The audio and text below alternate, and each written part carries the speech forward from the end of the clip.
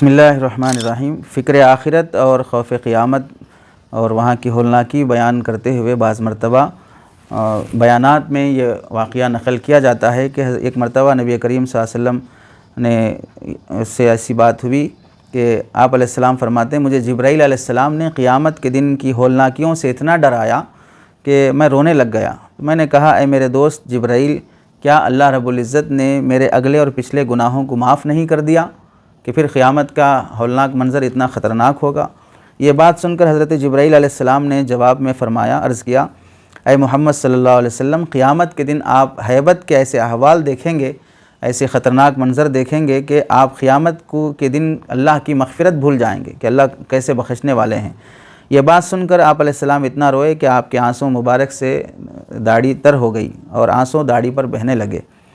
فقال یا محمد لتشاہدن من الاحوال یوم القیامہ ما ینسیک المغفرۃ فبکا رسول اللہ صلی اللہ علیہ وسلم حتی بلت دموعہ لحیتہ۔ تو یہ روایت نقل کی جاتی ہے قیامت کے ہولناکی اور اس کی خوفناکی اور ہیبتناکی کو بیان کرنے کے لیے، اور یہ روایت الجامع لاحکام القرآن اور التذکرہ علامہ سیوطی کی التذکرہ باحوال الموتى والامور الاخرہ اس میں مذکور ہے۔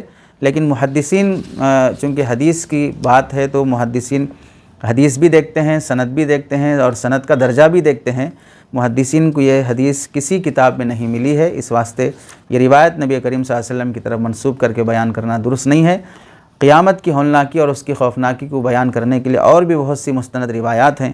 بعض روایتوں میں آپ علیہ السلام نے فرمایا کہ جب آپ سے پوچھا گیا کہ آپ کے داڑھی کے بال کیوں سفید ہو گئے، آپ پر بڑھاپا جلدی کیوں آ گیا، تو آپ نے جواب میں فرمایا کہ فلاں صورت نے مجھے بوڑھا کر دیا ہے۔ تو اس سے خود اس کی ہولناکی کا پتہ چلتا ہے، اور خود قرآن مجید میں اللہ تعالیٰ اقتربت الساعۃ وانشق القمر میں فرماتے ہیں سورۃ الحج میں کہ ایسا منظر ہوگا کہ حاملہ عورتیں اپنا وضع حمل ہونے کے بعد بھی اس درد کی کیفیت کو بھول جائیں گی۔ یہ سب کافی ہے مستند باتیں اللہ تعالیٰ یہ اس روایات قیامت کی ہولناکی کو بیان کرنے کے لیے، لیکن ایسی باتیں جو نبی کریم صلی اللہ علیہ وسلم سے ثابت نہیں ہیں اسے بیان کرنا درست نہیں ہے۔ اللہ کے نبی علیہ السلام کی طرف منسوب کر کے اس سے بیان کرنے سے احتراز کرنا چاہیے۔